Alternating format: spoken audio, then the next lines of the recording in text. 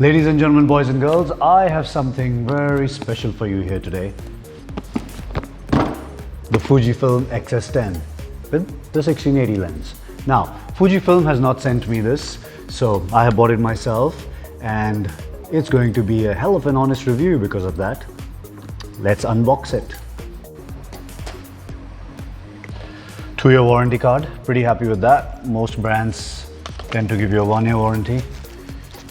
Lots to read up, but here is what we have. That's the showstopper.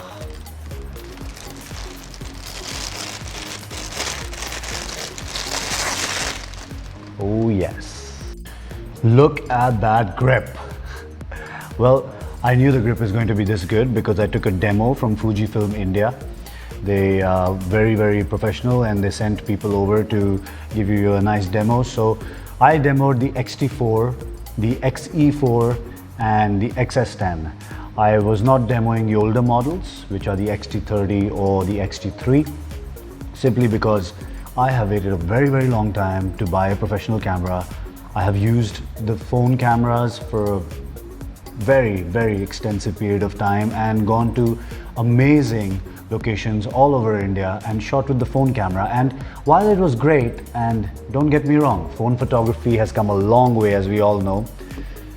I do a lot of landscape photography, and a phone camera just does not manage to have the depth or capture the vastness that a place like Ladakh or Himachal presents you with.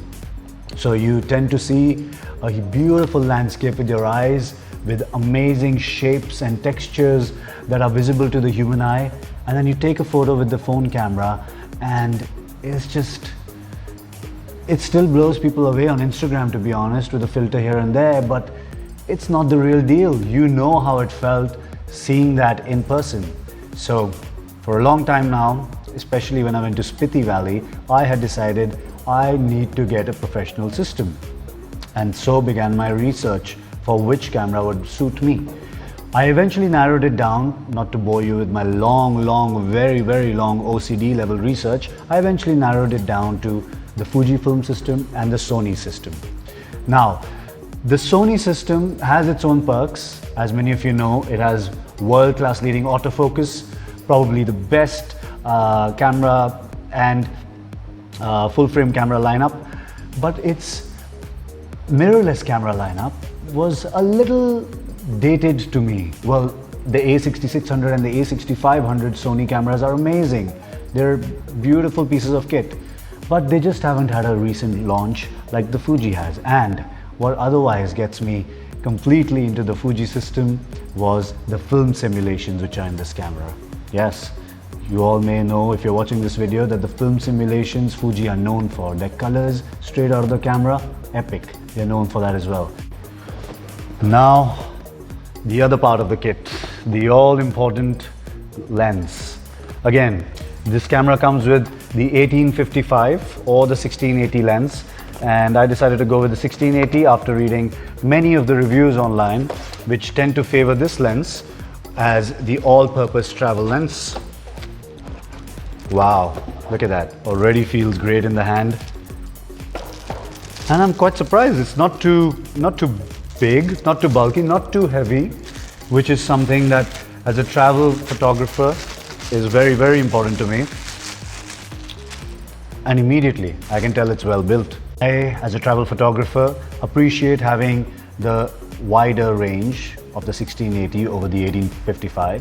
Also, this one is weather sealed, and it also has OIS, optical image stabilization. It feels really good in the hand. It's really well made. The aperture rings, solid, good quality. Oh wow, that feels smooth to rotate. Well done, Fuji. My photography journey started with a DSLR about 10 years ago with a Canon 50D, and it was frankly a very good camera, very capable of taking photographs, but the bulk, I just never found myself taking it anywhere. You know, I would find reasons and excuses to not take it anywhere. Of course, at home or in a studio environment, no problem. You'd love having that. Great, battery life, great ability to shoot quick autofocus, everything. But to be able to travel with it, nah, it just wasn't happening. And eventually I sold it, and I just said, you know, the best camera is the one that you take everywhere with you, hence a phone camera. It just goes into your pocket. I'm always going to have it with me, and the advent of phone photography has reached a point where I don't really need a camera anymore. But as I explained to you earlier, I started finding chinks in the armor of the phone photographs or phone cameras, and eventually here we are, the mirrorless. Guys, this is so light. It's such a small camera, and the grip is basically what sold me. Now, you do have the XE4 or the XT30 which come without the grip, and hence they're so small that you could fit them in a jacket pocket without even thinking about it twice. With the new 27mm lens, no problem. But I tried them, and literally within 10 minutes of holding them on, you're sort of, you know, just doing this claw finger thing all over it, and it just wasn't something that I would want to shoot with all day. This, on the other hand, this one-handed baby. Secondly, the XT30 and the XE4 do not have IBIS.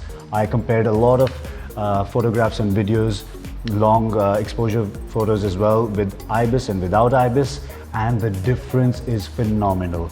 This has half a stop less than the XT4, but the XT4 was a lot bulkier. It does not have the big grip, and hence to use, I found that it was again not a camera that I would be so frankly interested in taking to travel with me, and I just didn't want to take that chance again. XT4, beautiful. I wanted, to be honest, the Fuji single exposure controls and the exposure, all the dials, you know, the manual dials, and the silver XT4. Mwah, what a beauty. That looks great, we know that. But the size was a problem, and such a big problem that I eventually decided to let go of the weather sealing on the XT4, the half a stop of IBIS higher on the XT4. I don't think it will make much of a difference, but it was there. And what other thing makes a huge difference? The battery. XT4 has a new battery which is almost double the size of the ones in these. This one has the older battery. But the all-important decision again was the fact that this guy is so much lighter. I'm going to take it everywhere with me. Another important decision which may matter, I had actually decided to overlook that at this point because I waited so long before buying a camera, but something that may matter to a lot of people and should as well is the price. This with the lens costs less than the body of the XT4 alone. That's a big deal, guys. And now Fuji does not cut any corners. They've even sent me one of these along with it. I really like the fact that Fuji also is known to keep updating the camera with firmware updates, and they don't leave you hanging. Any bugs, any minor problems, they're fixing them all the time, updating the cameras all the time. Everybody who has an XT4 says that the camera today is better than what it was a long time ago, or when they first got it. The XT4, if I was shooting in a studio all the time, I think I would have gone with that, hands down. Just the way it looks, it's like a Maserati. While this is perhaps, I don't want to call it a Toyota, but let's call it a Mercedes, made more sort of with function in mind, while Maserati is made with love in mind. Sony are probably the highest selling cameras, but I think Sony is made by people that sort of appreciate technology for being technology, while Fujifilm is made by people that appreciate technology for being art. Fujifilm is made by people that like to make love under the sun. I don't want to get into the nitty-gritties of the camera, as there are hundreds and hundreds and hundreds of reviews already online doing that, talking about the UHS-1 card or the 3-inch flippy screen, etc, etc, etc. There is enough of that to be seen online. What I'm going to do is I'm going to spend time with it. I'm going to take it out into the streets of Mumbai and go shooting during this COVID lockdown. There shouldn't be many people and there should be great shots. And I'm going to get back to you with that rather than just getting into the technical details of it, which you could Google very easily. So until next time, folks, once I spend some time with the camera, I'm going to be putting up another video. See you soon.